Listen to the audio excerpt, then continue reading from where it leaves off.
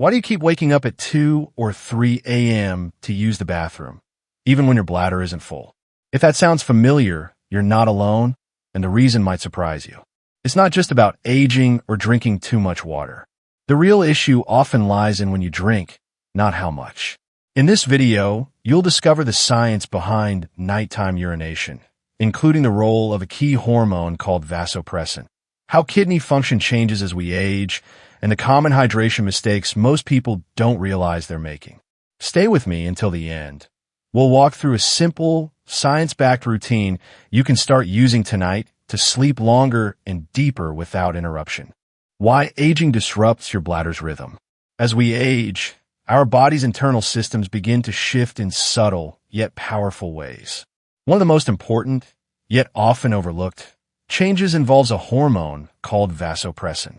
Also known as antidiuretic hormone, ADH, vasopressin's main job is to signal the kidneys to slow down urine production at night so we can sleep undisturbed. But after the age of 60, vasopressin levels naturally decline. According to Harvard Health Publishing and findings reported by the Mayo Clinic, this decline means that older adults may continue producing urine through the night instead of conserving water as they once did.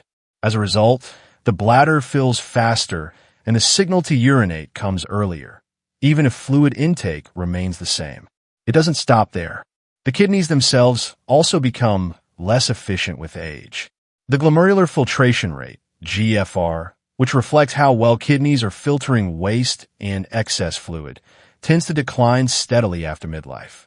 This reduced efficiency means that the body takes longer to process and balance fluid intake, causing water to accumulate later in the evening and leading to more frequent nighttime urination, a condition known as nocturia. Now, consider the bladder's changing sensitivity. In younger adults, the bladder can typically hold about 400 to 500 milliliters of urine before triggering the urge to void. But after age 60, that capacity often drops significantly. In fact, signals to urinate can begin when only 150 to 200 milliliters have accumulated, less than a full glass of water. The nerves within the bladder wall become hyperreactive, sending signals to the brain too early, even when the bladder isn't full. This leads to premature awakenings, even when the body doesn't actually need to urinate. According to data shared by the Mayo Clinic, bladder sensitivity and reduced vasopressin levels together form a double burden for older adults. The result is disrupted sleep that slowly chips away at physical, emotional, and cognitive health. So if you've ever wondered why you're waking up so often at night, even after a normal amount of fluid, the issue may not be your habits, but your hormones and how your aging body now processes hydration. Understanding this mechanism is the first step toward reclaiming better rest. But to grasp the full impact, we must also examine what broken sleep does to the brain and body over time. The real cost of waking up at night. Waking up once or twice a night might seem like a minor inconvenience, but science tells a different story, especially for older adults. Those repeated bathroom trips aren't just robbing you of sleep. They're quietly eroding your health in ways you might not realize. Let's start with deep sleep, also known as slow-wave sleep. This is when the brain clears out waste, cells repair themselves, and growth hormone is released. But frequent interruptions, like waking up at 2 o'clock or 3 a.m. to use the bathroom, pull you out of that cycle. And the body can't easily return to the same deep, restorative state once it's been broken. According to studies from a National Sleep Foundation, even one nighttime awakening can reduce deep sleep by up to 40%. Over time, this leads to chronic fatigue, brain fog, and mood changes. Research from Johns Hopkins University shows that fragmented sleep is directly linked to memory problems, slower cognitive response, and even symptoms of depression, especially in older adults. But the consequences go beyond the brain. Broken sleep affects balance, coordination, and blood pressure. One study published in the Journals of Gerontology revealed that seniors who wake up multiple times per night face a greater risk of falling due to impaired alertness and postural instability upon getting out of bed. Take the case of Mr. Anderson, a retired teacher in Michigan. In his late 60s, he began waking up 3 times a night to urinate. Over time, he became more tired during the day and began experiencing sudden drops in morning blood pressure, which led to dizzy spells. After learning how to adjust his hydration timing and improve his bladder rhythm, his nighttime awakenings dropped, and his balance and energy returned. The truth is, nighttime urination isn't just a nuisance. It's a silent thief of your health span, and if left unaddressed, it can increase the risk of chronic illness, falls, and even early cognitive decline. How your water timing affects your sleep. Many people know hydration is important for overall health, but when you drink water might matter just as much as how much, especially if you're waking up in the middle of the night to urinate. One of the most common yet overlooked mistakes is drinking large amounts of water after 6 p.m. For seniors, this habit can quietly disrupt sleep by overloading the kidneys and bladder at a time when the body naturally begins to wind down. According to research published in Sleep Health, late fluid intake significantly increases the likelihood of nocturia, the condition of waking at night to urinate. And it's not just water that counts. Many older adults enjoy a warm drink in the evening, maybe a bowl of soup, a cup of herbal tea, or even warm milk. While comforting, these fluid-based foods act like stealthy diuretics. The body doesn't distinguish between a glass of water and a broth-based dinner. They both add to bladder volume.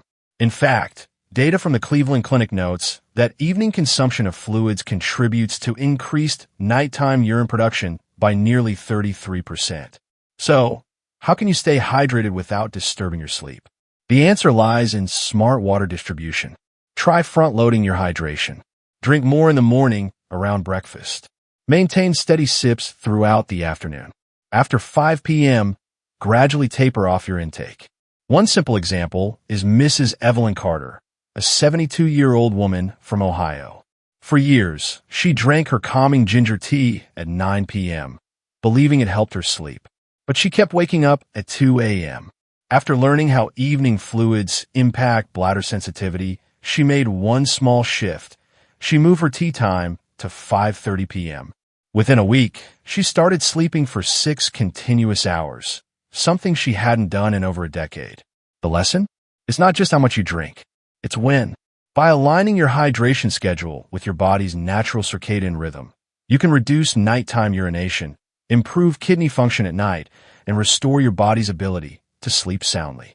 Next, we'll explore another hidden habit that trains your bladder the wrong way, and how to gently reset that behavior for better sleep. Overtraining the bladder, a hidden mistake. It may sound responsible to go to the bathroom just in case before bedtime, but this habit could be doing more harm than good. When you empty your bladder when it's not full, especially right before sleep, your nervous system starts adapting to this pattern. Over time, your bladder becomes more sensitive and begins sending false urgency signals, even when it's only 1/3 full. This condition is known as bladder overtraining, and it's surprisingly common among seniors. According to research from the National Association for Continence, people who void their bladder proactively teach their bladder to expect emptiness frequently, reducing its normal capacity and increasing the chance of nighttime awakenings. Fortunately, you can reverse this.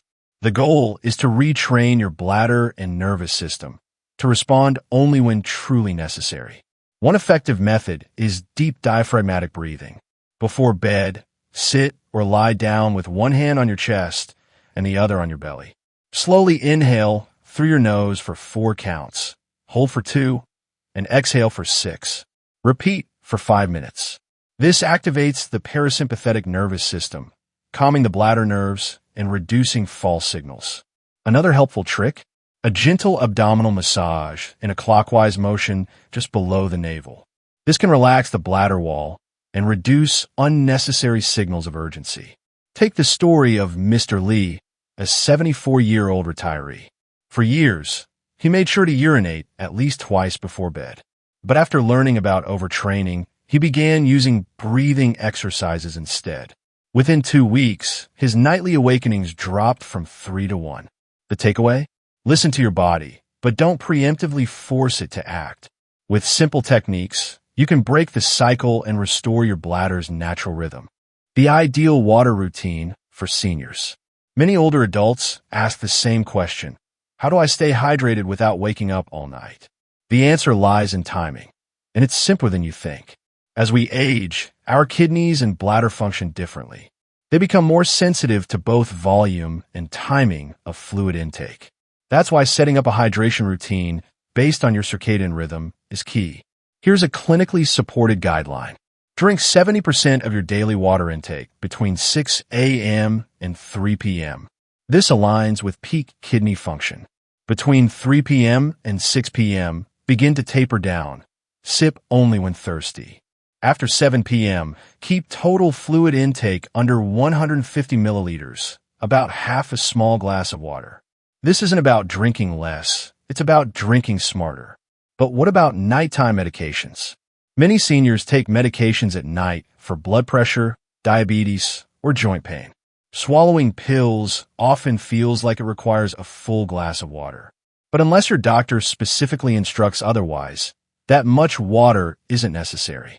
Instead, try these adjustments. Take medications with just a few sips of room temperature water, enough to swallow comfortably, but not more than needed. If your medication schedule is flexible, ask your physician if you can shift your dose to an earlier time, such as mid-afternoon.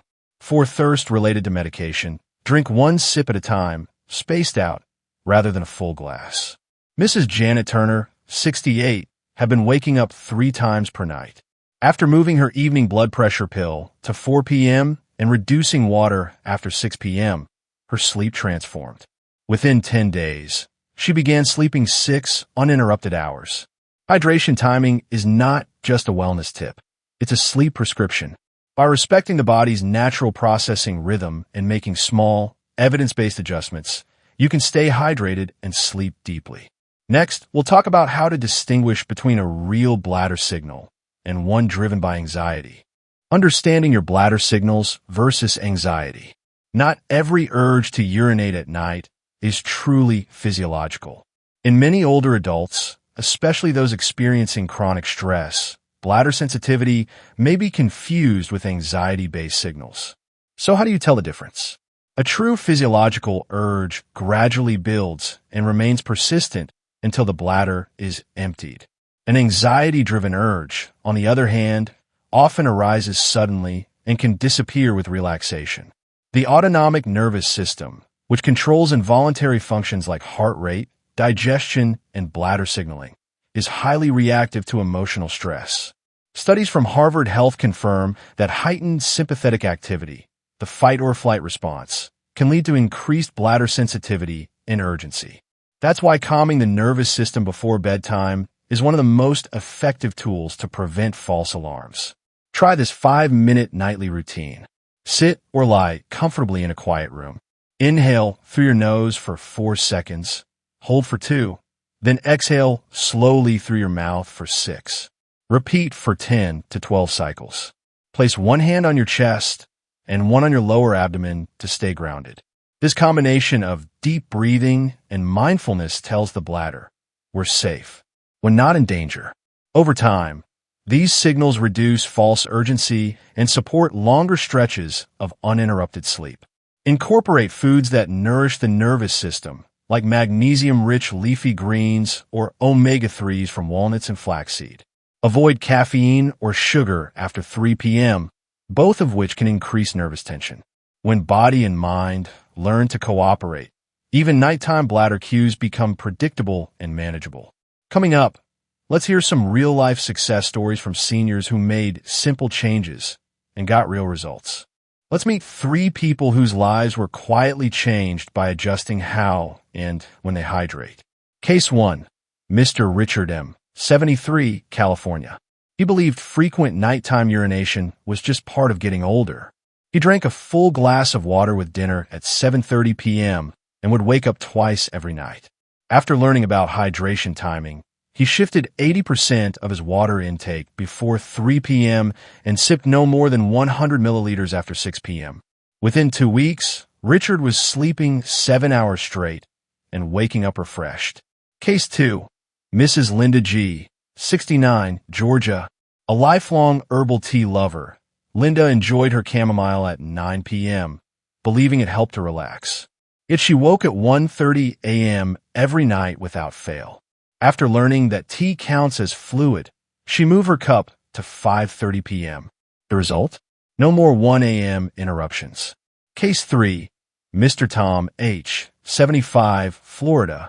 He took 4 medications before bed and always drank a full glass of water to wash them down. This led to 3 nighttime bathroom visits. After his physician approved a timing adjustment, he took his meds at 3:30 p.m. with dinner and reduced water intake at night to just a few sips. He now gets a full night's rest. Each of these seniors made minor changes with major outcomes. These aren't isolated stories. They're proof that smart hydration works, especially when guided by science and consistency. Now let's pull all of this together in a clear, step-by-step action plan. Action plan: start tonight. Knowledge means nothing without action. So let's put what we've learned into motion, starting tonight. Here's your 5-step nighttime urination prevention routine, designed specifically for older adults. 1. Front-load your hydration. Drink at least 70% of your total water intake before 3 p.m. This supports kidney function and gives your body time to eliminate excess fluids before bedtime. 2. Taper off after 6 p.m. From 6 p.m. onward, only sip water when thirsty. After 7:30 p.m., try to limit fluid intake to 150 milliliters or less, about half a small cup. 3. Stop just in case urination. Don't train your bladder to feel full when it isn't.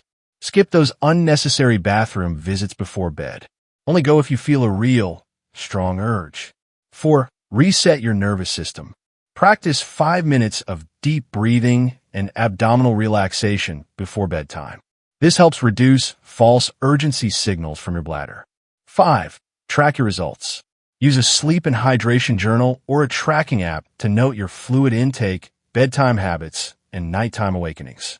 You'll start to see patterns and improvements within 7 days. When you take control of your habits, your body begins to trust the new routine. And trust is the first step to healing. If you've ever believed that waking up 2 or 3 times a night is just part of aging, know this: it's not inevitable. The real culprit is often a combination of hormonal changes and unconscious habits that go unnoticed for years.